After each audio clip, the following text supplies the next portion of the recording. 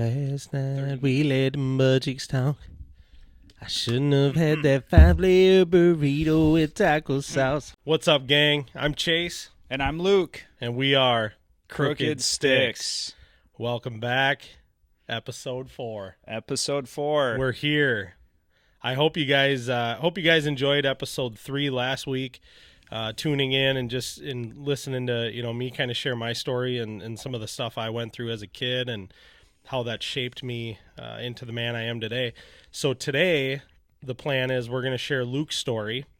We're going to ask Luke some questions and kind of get the same gist of how he grew up, some of the things he battled with, and what shaped and molded him into the person he is today. So just kind of, again, trading spots, trading hot seats. Trading the hot seat. Hot seat. So that's the plan.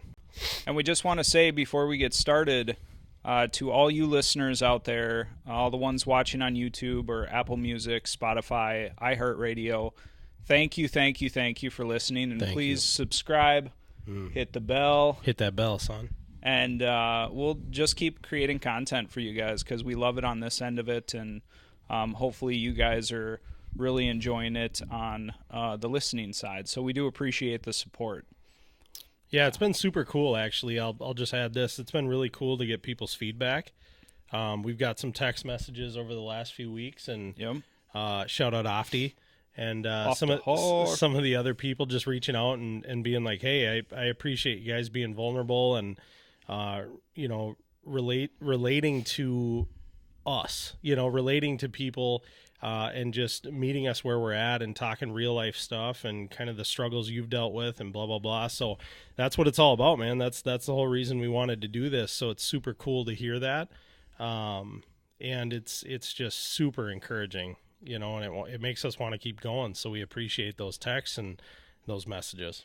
It really does. And I think that's the ideal group of people like us, whether they went through something in their past or are currently digging into their faith or whatever they have going on, the daily struggles with faith or not, as a dad, as a man, as an adult, just all of it is relatable. So we're just hoping that the people can really get something out of what we're putting together here. We should bring our wives on at some point. Get the woman perspective going a little bit. Reach the women, Reach the women. Reach all you ladies out there tuning in. We'll do something like I'll interview Jess and then you interview Liz. Yeah, you won't get the same answer if I do it. Oh, shoot. All right. Good. Okay, so we're gonna dive into it. I'm gonna try to again do the same thing Luke did last week and share some of my own narrative about Luke's life and kind of how I saw it. Now, again, Luke mentioned last week growing up, we met in like first grade. Yep. They moved to the area. I was that little fat weird kid that came up and was like, "Can you be my friend?" And that's where it's been ever since, man. We've been good buddies and like family, like brothers. So, but no, growing up, again, we spent the majority of our time together at each other's homes and got to know each other's families very well. How I would describe Luke's home life is I would describe it as super chill and also chaotic. A little bit. Like kind of madness, you know what I mean? Like it was always super chill. His mom is like his mom's a vibe. Renee's just a vibe. Down to earth. She's so down to earth, so chill. Steve was very much the same way, around me at least, or when I was there. And it was always fun to hang out with Adam and him and rip around on dirt bikes or snowmobiles or whatever we were doing. And there was always, I feel like, a lot of laughter. I feel like there was always laughter within your home. We were always cracking jokes. And then on the flip side, it's like the typical sibling fights that would break out between like you, Adam, and Allie. And just like all the slamming doors and people, Adam being like, "What the heck, dude?" And just like random little stuff that I didn't really get to experience because I'm not an only child, but my siblings are 17 years older than me. Right. So I just didn't have that. My siblings were out of the home when I was coming up, So I always thought that was such a cool experience to be a part of that, because it kind of made me feel like I was in it, Yeah. But no, that's how I would describe it. I would describe it as a very chill, welcoming atmosphere. They treated me like family, which I really, really appreciated. They were always willing to help me out and hey, do you need a ride? Do you need this? Do you need that? Whatever, and let me tag along whenever, and that was always cool. But again, I don't necessarily know the behind the closed doors to some people's lives, like Luke happened to be a part of my closed door situation every once in a while, but I don't necessarily know all that. But yeah, man, so I'm gonna pass it to you now, and just based on what I've just said, does that seem like it hits the nail on the head, or are there things I'm missing that kind of happened behind the scenes? Yeah, no, I mean, it's pretty similar to that, actually, growing up. And my dad was a very relaxed, chill person. And he was a manager of some Burger Kings around the area. BK, have it your way, you know what I'm saying? BK, shout out BK. But he was always willing to play with us, always willing to throw the ball, and just hang out, watch TV with us, things like that. And he was around. Same with my mom. She was very relaxed, calmest person. Yeah. It's kind of like Sue, where like you have 3 kids in a house and we're banshees, Yeah. I mean, you're just on top of each other. She never really, it seems, to raise her voice. And if she'd get mad, you wouldn't really see it. So yeah, for sure. Kudos to her on that, of being able to hold it. Because I have the 2 kids at home, and it's just like pure chaos. Pure chaos. Like you could flip up the switch and you can start yelling at those little guys. But yeah, growing up, it was fairly easy. But in 6th grade, my dad did have a massive stroke, and I've mentioned this before, and our life dynamic changed. Yeah. And so after the stroke had happened, we ended up starting to lose the house. We had to move. We rented a small townhome for a couple years. I ran around with Chase and all the friends, little Mikey, Dustin, all that. We'd bike around town all the time. And after a while, I think it became a problem where we had to move with my aunt and uncle down in Texas. Finances. Just because finances. Yeah. There was a time where, my mom tried and tried and tried, and it just became a thing of having 3 kids. Right. Life gets expensive, and it's hard. It's hard. So freshman year of high school, we packed up the van and drove down to Texas. And so as we talk about, in a couple episodes ago, we talked about seasons of your life.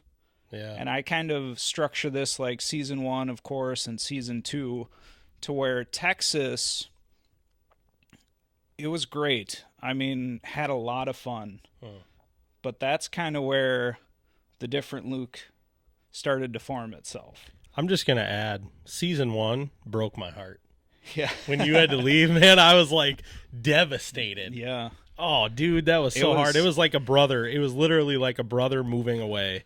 And I felt like, it was like when Max Benner, shout out Max Benner. Do you remember Max Benner? Max Benner. Dude, Max Benner that was another buddy of mine that I'm like, no. When did he move away? I mean, it had to be like 5th, 6th, it was when we were grade, young. Right? Yeah, it was when we were young, but that was another guy that was at our house constantly. All the time. We were always hanging out, playing football, doing whatever.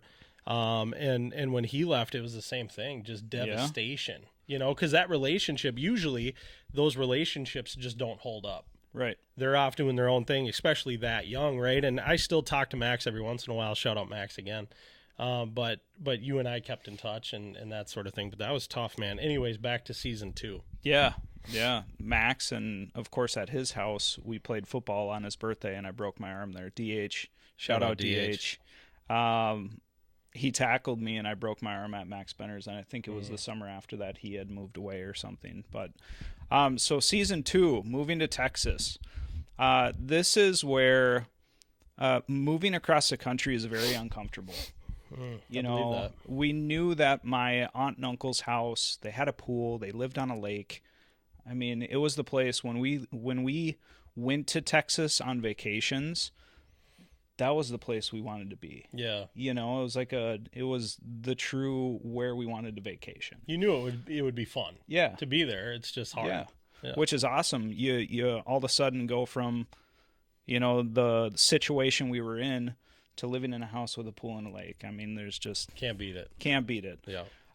But of course, starting in a new high school, trying to make friends, you sound completely different than everybody. Yeah. The funniest thing was they had always having me say coach, poop, what's some other ones? Cow. You know, the terms with the O's. I in think the you middle. remember. I remember them making fun of you too about like what you would call a Coke or like a drink. Like you would just be like, "Oh, I'll take a Pepsi," everything and they're Coke. like, "No, Coke." Like, no, it's a Coke. What are you talking? You know. And then what was the other one? I remember them saying, like throw me the ball. They'd say chunk it. Yeah, chunk it. Chunk Yep. it. Like, hey, chunk me the ball. And it's Chunk like, what are you talking about? Chunk is like in some dookie, son. Like Exactly. What are you So talking about? It's different moving into a place where you're just the odd man out. Yeah. It happened to become a really cool thing because everybody called me Wisconsin, you know, cheesehead, and it was just it turned into the friends group of that's what my nickname was. Heck yeah. You know, and as time went on in Texas, I ended up experimenting, I guess, balled into this, having to sit down with the head coach of the football team with my mom in the room because I failed a drug test. And this happened multiple times. Yeah. So you can just see where my path was going as we went on, and that's whether like, it was that's like church. Football's like church in Texas. Yeah. Like you don't mess with church. All right. You come up, you show up, you do your best, you wear your best. You know, you put on a show, man. I feel like that they hold that to a very high standard. And us in our friends group, I mean, some of the guys, shout out Bezo and Nolan and all them, and they were great friends. I mean, love them to death, but we partied hard. And it was just like, looking back on it, 17, 18, when my kids are 17 and 18, I sure hope they weren't doing the things I'm doing. Yeah. You know, I mean, yeah. It's one of those things. And the hardest part is over the weekend, kind of flipping to current now, over the weekend, Liz and I went to go see The Blind, which is Phil Robertson's from Duck Dynasty's movie. Sure. And it was about his life and about how alcohol took him over. Yeah. And at the end of the movie, he had talked about that was the devil. Yeah. That was the devil taking over me. Yep. With the alcohol, how we acted. Yeah. And you just think about when I was in high school, all the influences you had that were probably the devil. Right. You know, pulling you in. Right. Trying to pull you away from what you know is right. Yeah. Yep. And even though I was the nicest guy, I never missed a day at work at Taco Bell. You know? Yeah. Crunch Wrap, son. I would walk in there. Shout out Crunch Wrap. Shout out Crunch Wrap, 5-layer burrito. Ooh. 5-layer burrito dipped in the grease. Last night Make we it a let them butt chimichanga. cheeks talk. This is so random. But I was a really good human being. You know, my mom raised me right. Yeah. I was down there in high school. I treated everybody right. I was never, hopefully, mean to anyone. But we just liked to have fun. And unfortunately, some of that got to me where it ended up becoming a problem. Right. You know, and luckily for me, I was able to get out of it. Yep. But I've had friends that are still stuck in that roundabout way of being on drugs and drinking alcohol all the time. So after high school, I moved down to Austin, Texas. And so me and a couple buddies had an apartment down there. This had to be one of the lowest points in my life. Yeah. And you've witnessed, because I was there. Yeah. I came and visited. This was when this transition with Luke was when Jess and I split. So we talked about that in the last episode. So Jess and I split. I basically said, screw it. I'm going on a road trip. hopped in with Wells and we came down, Yeah. you know, and hung out for And Chenard. a week or something, or Yeah. It was a long weekend at least. Yep. And so we partied all weekend long. But the whole story behind Austin, Texas, I had driven down there at the time was an 85 Camaro that I drove throughout high school. White With black, like Sexy. racing stripes. It was a nice car. It was great. It was fast. I decided to trade it for a different car. So I got a 2005 Sebring, I believe. Terrible trade. And well, it worked really well for a little bit. And so at the time I was working at Nordstrom, which was across the city, and I was stocking women's shoes. Not going to school at the time, 18 years old. Wanted to go to school. Yeah. Just didn't get in at the time. Had to pay rent. It was the community college rather than UT. But the Sebring timing belt snapped on me, and I had no money on me at this point. Yeah. So it got towed to the shop. The shop called me. He goes, "You're going to have to put a new engine in this thing." And I'm like, right. What do you do? I'm like, you had to sell your body. He's like, you owe $500. No. Yeah. I mean, I guess it wouldn't cross my mind at the time, but at this moment, he said, "You owe me $500 for diagnosing this." And I'm like, "I don't have $500. I do not." I was like, "You can have the car." And he goes, "All right, bring me the title." So he took the car. I gave him the title. And at that point, I'm carless. Yep. I just went from having an 85 Camaro that ran perfect. Yep.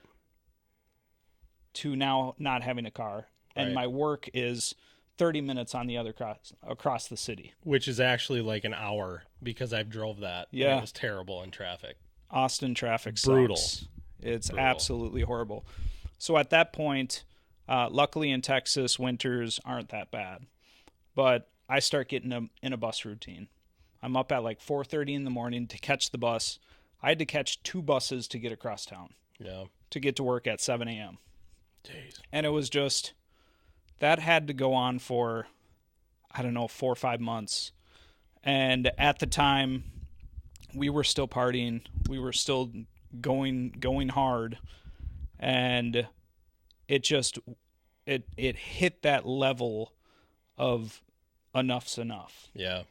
You know, there was starting to be tension in the friends group, and there was starting to be a little more to us growing up and kind of, I don't know, turning against each other in a way because we were all so stressed out. Maybe some realizations. Maturity on someone's part, but maybe not everyone's part. Yeah. Things of that nature. Yeah, I get that. And I think we were just getting too drunk at the time to really realize what we were doing. Yeah.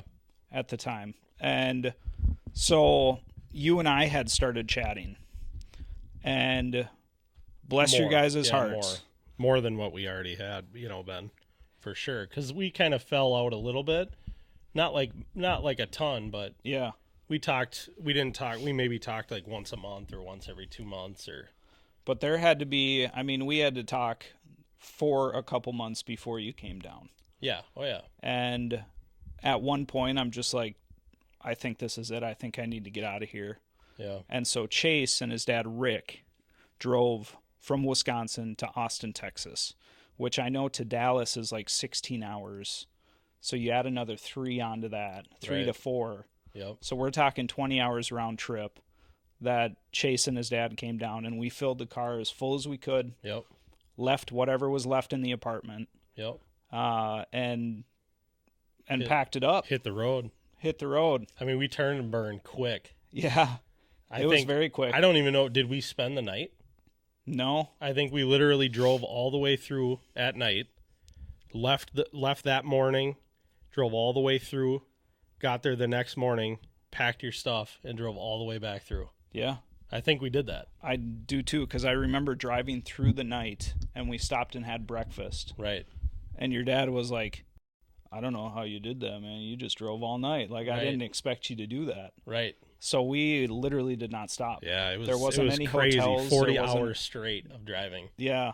Oh. And so, looking at that point, you guys and your friendship was leading me to the next chapter, Sure. the next season. Chapter 3. Chapter 3. Season 3. Back to Wisconsin. So there's about five or six chapters, like main chapters. Oh my gosh. That have happened. Strap in, guys. We're just getting started. The next few are a little shorter than that. I mean, that is the bulk of the devil. Let's just say that. Let's call it that, because I think when we came down, because like Wells and I came down twice maybe. Yeah. And I think we were starting to catch you. Like the first time we came down, you were kind of like mellowing out, I feel like, a little bit as far as partying goes. I think you were senior year, or it was just after senior year. And we really didn't. I mean, we just kind of hung out and played football and whatever, like hacky sack and, whatever with Nolan and stuff. And it was pretty mellow. And then when we came down the second time, we did party. We partied a little bit. And but still, even then, it wasn't crazy. Yeah. But I think, again, you were at that point when we came down, you were starting to feel those feelings of like, man, I need to stop doing this. Yes. Anyways, so Chase and his dad, Rick, drove all the way down, picked me up. It was time for me to make a change. I started realizing that, and it was the perfect timing. So the next few years, I was living with Chase, Sue. I think Rick was in there as well. A little bit, in and out. For a short time. And then we eventually moved to the other house right down the road where you, Jess, and I shared the basement from my mom. Yep. And at that point, we were turning 21. Derek was over all the time. We were still drinking. Yeah, Derek basically should have paid rent. Yeah. Derek was eating shout out Wells. He was eating all our groceries and breaking cupboards when he was drunk and like whatever. He did headbutt that cupboard that one time. He did. But at that point, the drinking hadn't stopped. Let's just make that clear. It wasn't as crazy as it was in Austin. Right. It was more subtle. It was more in private, that small group of friends. We just hang out at home, invite some people over. And at this point, you don't drink. Right. Throughout this whole story, Chase doesn't drink. Not I mean, a drop. that is how it went, and we were completely content with that because he's just as fun. Right. Not saying drinking should be why you become fun, but there are people that do that. Yeah. There's people that got to have a drink to loosen up. Yeah. And not saying that's wrong, but it's just not my style. Right. I can be funny, I can be who I am, and not really care what anybody thinks when I'm sober. Yeah. It's just how I am. And so as time went on, we went to school, 2-year degree, and then I decided that my buddy in Utah that I had met in Texas, he lived out there with his family. I was going to go out there for a summer. Yep. And I think that was kind of the turning point of another season, but this one kind of wraps into Iowa as well. Yeah. So I spent a summer out at Utah, and then buddy DH, shout out DH again, lived in Des Moines, Iowa, and he invited me to go down there for a couple years. And so while in Iowa, his brother, they started a detailing company, worked for them for some time. We ended up making it a dealership and just working together for a few years. We had a blast. And at this point still didn't really go to church, didn't have a close relationship with God. Right. Met my wife at a bar. Shout out Liz. Definitely got lucky meeting her at the bar because she is one person that you probably would have never met at a bar in a million years. Not really a bar girl. Yeah, it was just a very small window of her life, so it was just meant to be, I guess. But met her, Fate. We went long distance relationship for like a year and a half. Yeah. 4 hours away. Yep. And I would drive every other weekend, and she would drive every other weekend. And so after a year and a half of doing long distance, my dad ended up passing away. And I was still in Iowa at the time. And this was the turning point where I decided that family means more than anything in this time in my life. Yep. So I made the decision to move home. And I moved directly in with Liz, and we ended up, dealing with the grieving of my dad dying, which was pretty hard. I took it hard, but it was hard in private. Yep. It was one of those things where, like we said last time, you just want to call them. You just you wonder where they went, Right. And it's tough. It's very tough.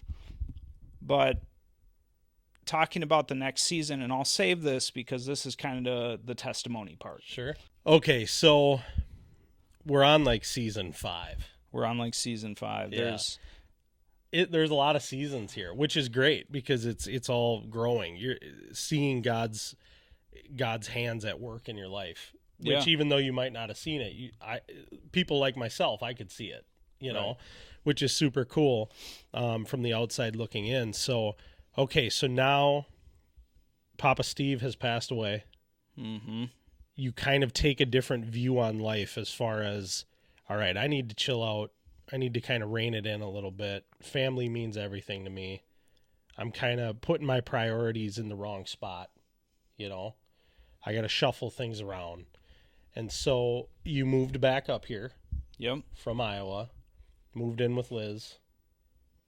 And what happens next? Moving in with Liz was literally the change that needed to happen. Let's just put it that way. And it was part of the reason I moved home, but the other part is that I wanted to be closer to family. My sister lives close. My mom lives close. And it was just one of those things where right now I spend a lot of time with those two. Yeah. And their families. Yep. My sister has a full family. Adam's still down in Dallas. Shout out Allie. Shout out Allie and Adam. But, right now in my life, like I'm going over there for lunch break 2 to 3 times a week. So it's super cool. Why I moved here, that's kind of why. And so moving into like the testimony phase. And I'm going to ask this quick. When you moved in with Liz, did she try to change you? Would you say she tried to change you? No.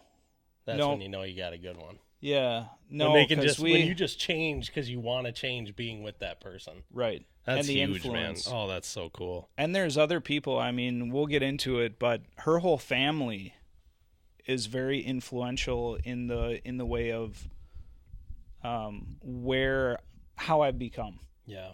Who I've become. Yep. I feel the relationship with God. I feel that 100%. When I moved back, before we got married, before we had kids, Liz and I still went out. We went out to restaurants, sometimes to the bar scene. Yep. So it's not like it just shut off. The spigot didn't shut off. But we were together. We realized that we were going to spend the rest of our lives together. Ended up getting married. But the true testimony part through all this really was when we started going to church again. And it was Liz's dad, Neil, and his wife, Chris. Shout out Neil and Chris. Shout out Neil and Chris. To you guys. They were a huge influence on my upbringing to God as well. Yeah. And so we started going to church, and it was a moment.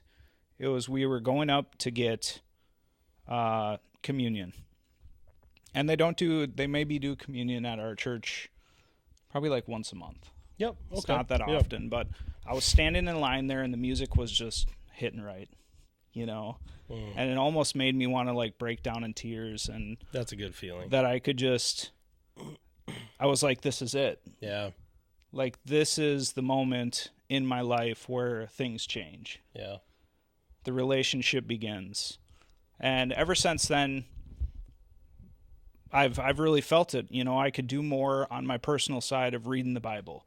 I could do more about finding more time to be in a community at a church. But that was the moment, that was the turning point that I was like, this is what I want to do with my life. This is where I want to be. And this is the relationship I want to have with God. Yeah. Yeah. So when you decided that, what are some things that you could like? I feel like people can notice changes in their life. Yeah. Changes in behavior, changes in things where there's certain things that you were like, man, like I can just tell I'm different in these areas of my life than I used to be. You know, once you accepted Jesus. What did you have any that you would say? Changes, like just mindset or kind of view on different things, priority, all that. Yeah, I mean that's a very good question, and a lot of, I wouldn't say really giving my life to God and like building that relationship changes, but it's when I became a parent. Yeah, is really when I noticed those massive changes. Yeah. Whether it was kind of like we talked about on your end of there was 25 times you'd asked to go do something and you just didn't do it. You know, you were deep in dookie. Elbow deep, son. But I mean, I think that is really the turning point of when we got married, and when we started having kids is when I saw the biggest changes. Got it. Okay. Because as an adult, when you start having kids, there's more than just yourself you're worried about now. Right. Oh, yeah. I mean, of course, when you have a wife, but, you know, they can fend for themselves yeah.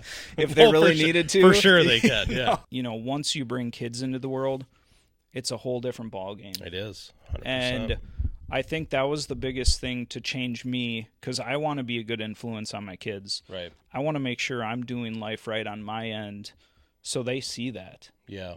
And not only if they see it or not, you still need to be a respectable person. You need to be able to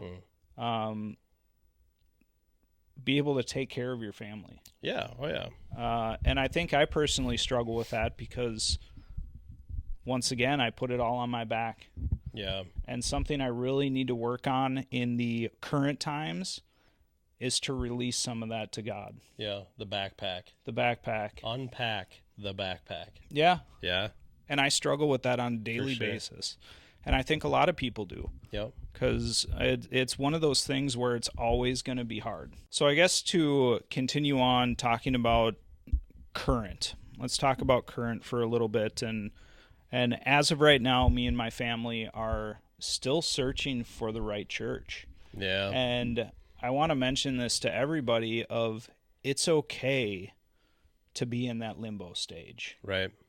It's okay, no matter if it's looking for a church, no matter if it's looking for a job, no matter if it's literally anything, you really just got to keep moving, keep trying different things, even though you feel like you might be failing at it. Yep.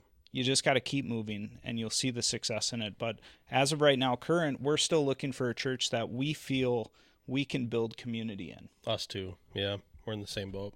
And that's the hardest thing. I mean, we've tried 5 or 6 churches in the last, 6 months, and it just doesn't, I feel like we're going to have to give it like a month or 2 each. Sure. And start meeting people, but we haven't taken the step to do that. Yeah. So I want to make it known that it is okay to be in that limbo stage. Yep. And church, going off of that, church is the body of Christ. It's the people.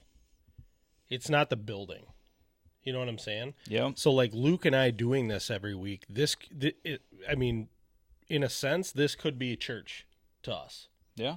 This could substitute as church to us. Us talking about God, encouraging one another to get in the Word, challenging one another as believers. This is what church was meant to be. For sure. You know what I mean? Our society has taken the idea of church and kind of manipulated it into something it was never meant to be. It was never meant to be coffee shops and book sales and, these huge, extravagant things and, whatever. It's meant to be people that love Jesus coming together, encouraging one another, learning together, doing life together. Right. That's what church is. So again, I agree with that. I agree. Take your time, find the right community of people that you want to be a part of and do that life with, do this life with. 'Cause that's important. And we're kind of in that limbo stage too. Yeah. It's tough. And another point is, you look at so my wife and I are doing the read the Bible in a whole year thing. Oh, cool. And right now we're in the story of Job. And how that book begins is Satan is talking to God and is like, who's a guy? And God pretty much says, Job. The only thing you cannot do to Job is kill him. And God lets it happen. Do whatever you want. Do whatever you want. Yep. And so throughout the story, Job is just struggling. Yeah. Struggling. Rough shape. Rough shape. And you just look at that as there's some times in your life the devil will get a hold of you or try to. Yep. There's going to be things in your life that influence you the wrong way. Yep. And just to know and try to decipher what's good and what's bad. Right. You go back to the high school days. I was influenced by alcohol and drugs. Yep. And I fell for it. Yep. I went in full force. Made some terrible choices. Got in some trouble. And there really wasn't anyone to tell me, because my mom had no idea. Right. My family had no idea. Right. There was no one to tell me it was wrong. Right. There was no one, of course, like the drug test, failing the drug test, like I said. Right. Of course, my mom's going to say, don't do that. Right. Right. But the other stuff we did, it was just hanging on tight. The devil was dangling the cherries in front of you. Yeah. And you're sitting there eating them. Right. Right. So, just going through life and being careful of that. Luckily now, as an adult, drugs and alcohol is not a problem for me. Right. But for many it is. Yep. And so no matter how old you are, there's always time to change. Always time. Break the cycle. Break the cycle. And we're not, again, I want to also emphasize, we are not telling you not to drink, right? We're not saying like, oh, that's sinful. You can have a drink. It's when you start abusing it. Right. And when it starts affecting your life negatively and it affects the people around you. You know what I'm saying? Like, we still go out and have drinks. We're not saying we're clean. We're just saying we're mindful now of the impact that had on our lives, and we choose not to let that happen again. Exactly. We're now in control of what used to be a problem for us. Yeah. And what was an out of control situation for us, we have now taken control of. Right. That's what we're saying. Yeah, exactly. And you put me on a golf course, I might drink a few White Claws, Maybe if you right, yeah. Yeah, it's just that's how life goes. But shout out Malibu Sprite. Yeah, shout out Malibu. You gotta be able to tell when it's a problem for you. And at that time in my life, I could not tell. Right. And you're young. It's hard when you're young. Yeah. It's hard when you're young to because you don't really care. You're not looking at life from that lens. Right. You're looking at it totally different. And it's kind of when you're younger, it's very much a selfish, what's going to benefit me now mindset. Yeah. Where when you're older, it's kind of like, whoa, how's this going to affect me in the future? Yes. How's this going to affect the people around me? How's this going to affect my family? How am I going to look to my kids? Like, you're taking on way more different perspectives than just I don't really care about anybody else. Is it benefiting me? Cool, I'm gonna do it. Mm-hmm. So it's drastically different as you get older, I feel like. Definitely. And no matter what age you are either, we're going into our 30s. This all went down upper 20s for me. Very, very young for you. You started to realize, alcohol might have been a problem in your family, and you decided not to go for it. But you could be sitting there 40, 50, 60 years old and still running into this issue. It's never too late. Right. To really look at my dad. About it.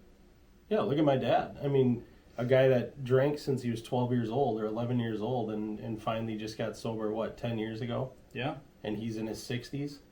You know what I mean? Yeah. Like, that's a long time, man, that an addiction has a grip on you. Oh, for sure. But to be able to break it, that's huge. There's always time. And we're talking about, in our lives, alcohol was a big point, but there might be something else that's not alcohol that's affecting your life.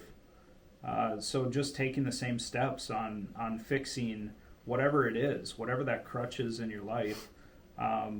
It doesn't matter the age.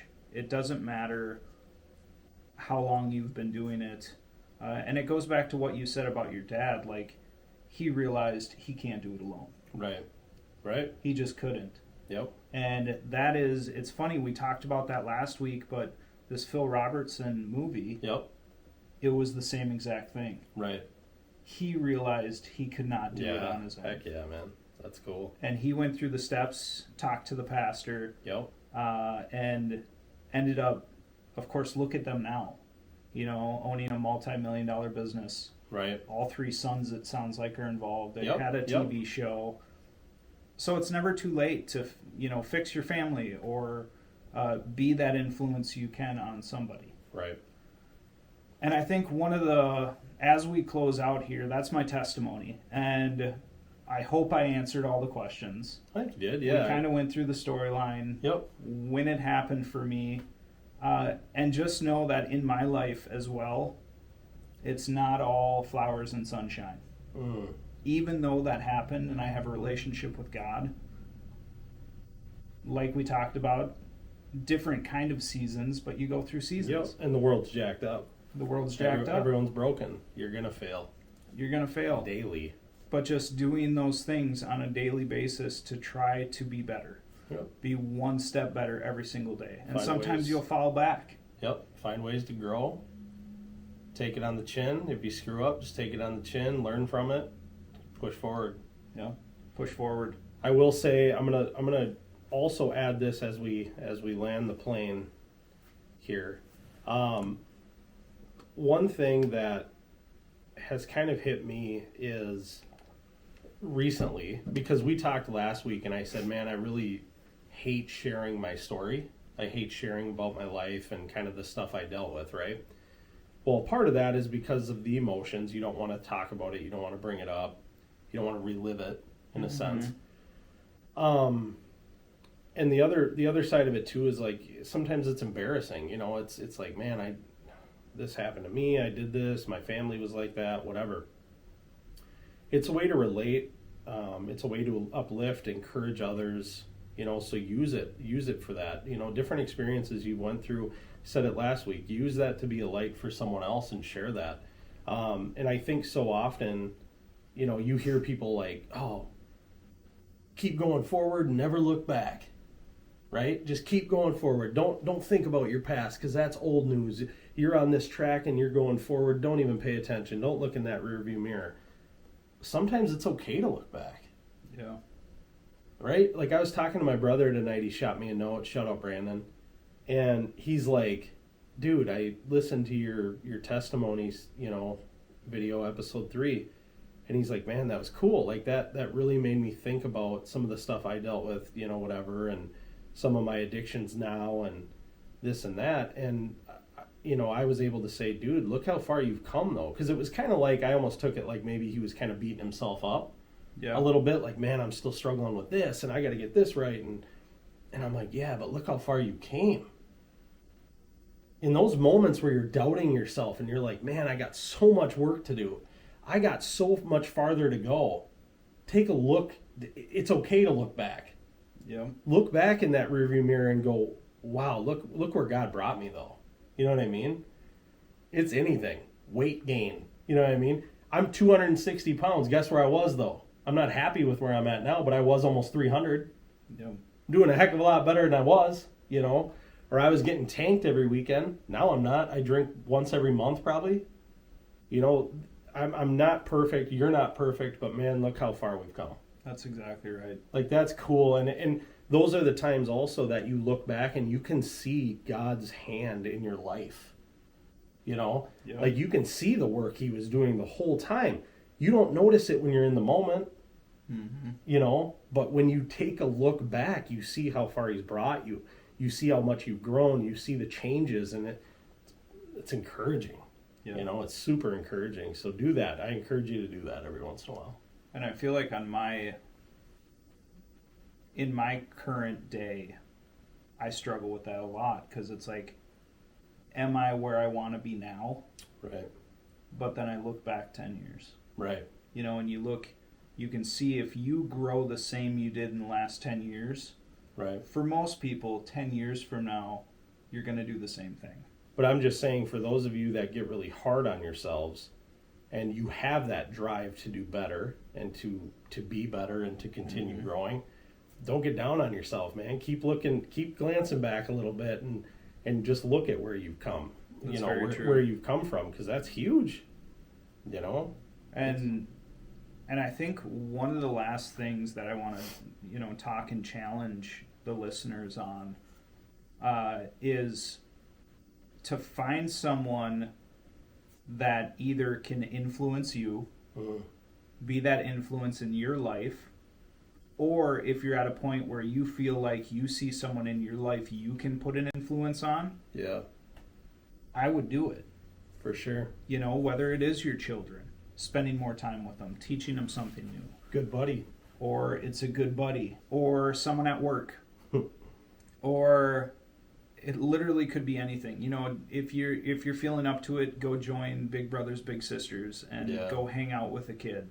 Whatever it is, challenge yourself to either find an influence that's going to make you a better person, or if you're at a point where you feel like you can be an influence on somebody in a good way, find a person that you could help. Yeah. Iron sharpens iron. Iron sharpens iron. Do it up. We're gonna come back for episode 5, and we're gonna, now that we've kind of shared our stories, we'll dive back into kind of more of a topic based, discussion, whether that's mental health or it's careers, whatever. We'll come back with something next week that's kind of that's new and fresh, now that we got the testimonies out of the way. And you guys know about us now.